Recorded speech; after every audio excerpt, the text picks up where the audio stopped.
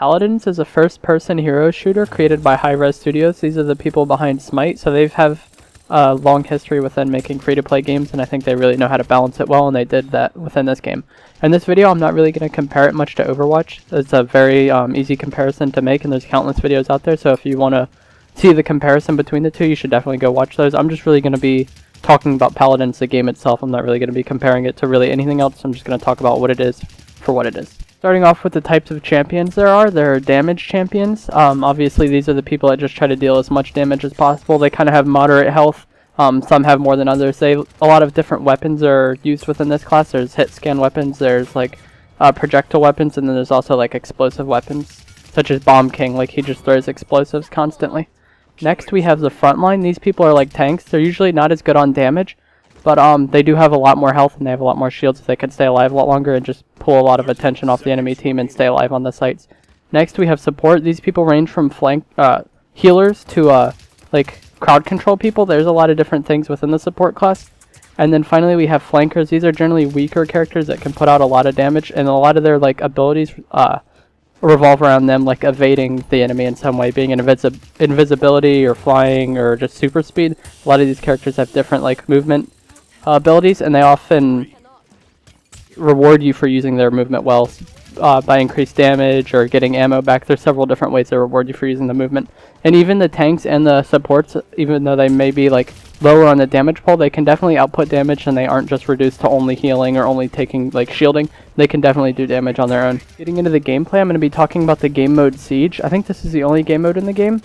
But what you have to do is it starts out with there's a neutral cap point in the middle, and you have to get on there to progress the percentage of capping it.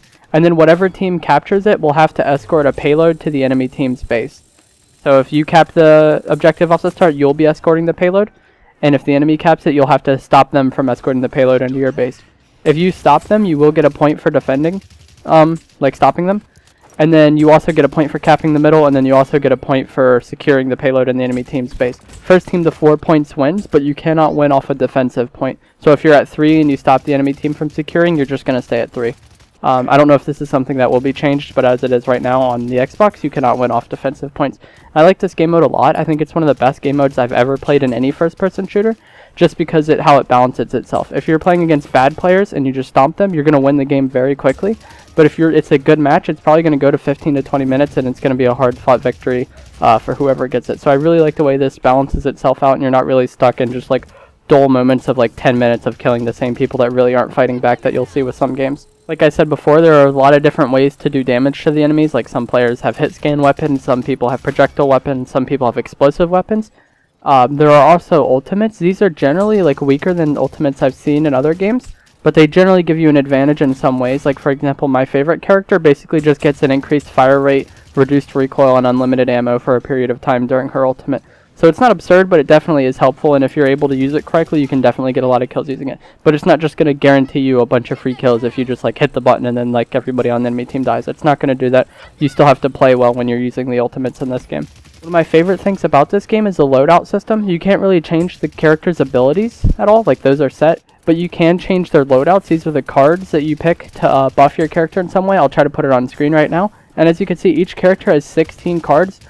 Generally 4 for each like ability they have, and then just one like set that's just generic. And then you could pick 5 cards, but you have 12 points to spend, so you can upgrade these cards as well. You see here I have 5 cards selected, but I only have 5 out of the 12 points, so I could choose to upgrade them and get bonus effect out of this. This is one of my favorite parts of the game, just because of how you can create your loadout and really craft it to how you want to play and make yourself better, and everybody could have like a different loadout that really benefits them. If you like have a specific playstyle, you can make that playstyle even better than if you were just like if everybody was stuck with the same stuff. So I really like the loadout system in this game. I think it's done really well.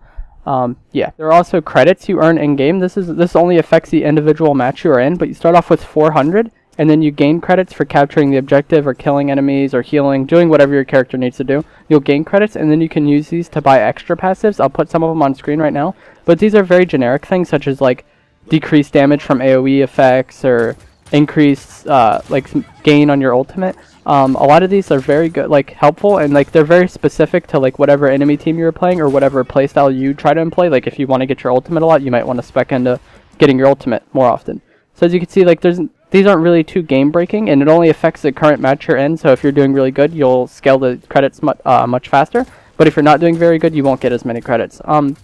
Like I said, this only affects the current game. This does not carry over to other games. I like it a lot. Once again, it's just something that allows you to tailor your playstyle and really customize what you're doing. Next, I want to talk about the business model for this game, and that is, since it's free to play, they're going to have to make money somewhere. A lot of games use microtransactions, and this leads to a lot of games getting like tagged as pay to win, and I don't think Paladins is pay to win at all. First of all, you could pay $20 and get every champion that is out currently and every champion that will come out in the future. So it's not a lot of money. A lot of games, if you wanted to buy each character, you would have to pay a lot of money, but this is not hard at all. And then you could also get champions using gold or crystals. Crystals are real money, but gold is earned through leveling in-game, playing matches, and leveling your characters. I'll try to put some gameplay, like a screenshot on the screen right now of like how I level my character and how much gold I get for leveling them. There are also daily login bonuses that you can get just for consecutively logging in, and they are pretty good for getting characters as well. I have about 20 hours played right now in-game, and I have most of the characters I want. I generally play damage or flanking characters, and I have most of the damage and flanking characters in only 20 hours of play. So it's really not that hard to get all the characters that you want in this game. I'm sure in a week or so I might have all the champions. It's not difficult at all to earn the champions in this game. So yeah, I think the business model is fine for this. The champions are not hard to get at all, and if you don't want to work for them, you could just pay $20. That's not an absurd amount of money at all. Most of the champions are around 5k or 7.5k. And as you can see here on my character rewards, I'm going to be getting a lot very soon for leveling this character. So it's not going to be hard at all for me to get all the champions. And I think you start with a decent amount of gold. I don't really remember how much it was because that was a few days ago. But yeah, you do start off with some, and it's not very hard to get characters. I was playing with a friend today, and I think he unlocked 2 in just a few hours of playtime. So like I said, it's not hard at all to get champions, especially if you want a specific one. You could just pick that one out and you can get it very soon. You do have to unlock those cards I showed you earlier through chests. You open these chests that you get through leveling, and I think just playing the game. I'm not sure exactly how you get them, but I do see here on my character sheet that I will get some for leveling my character, and I believe I get some just from my base leveling as well, and I think I also get some just from like playing the game.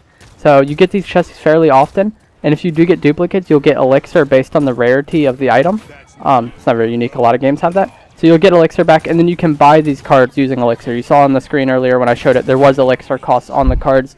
It's not hard to get that at all. You do start off with, I think, around 40k. Not exactly sure. Once again, I started a few days ago. But you do start out with a lot of elixir, so if you want to spec your character, if you have a specific character that you know you want to put a lot of time into upgrading, it's not going to cost a lot of elixir to do that. Obviously, some cards are worth more than others, but if you open a lot of... You don't even have to open a lot of crates. If you just play the game, you're going to get elixir.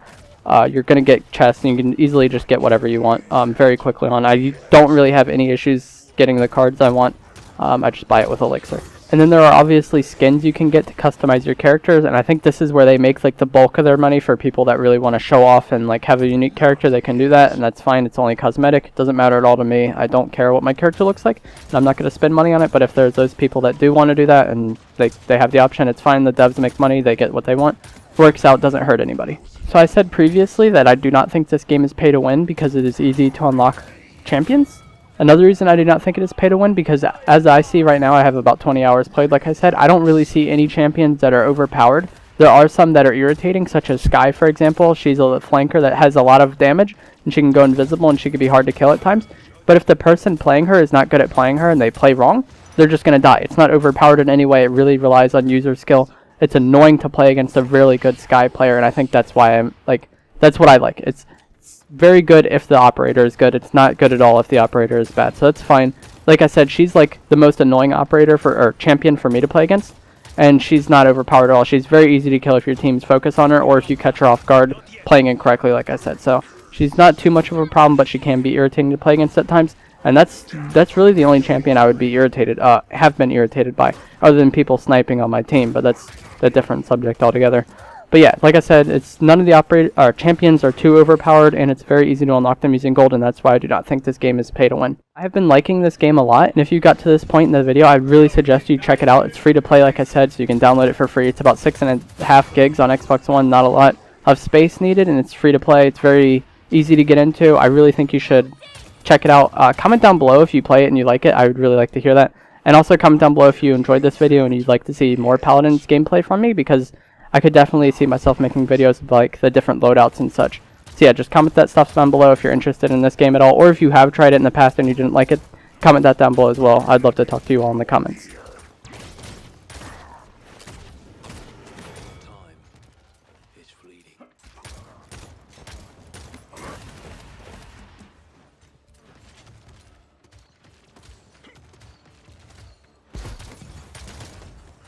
Killing spree. Victory.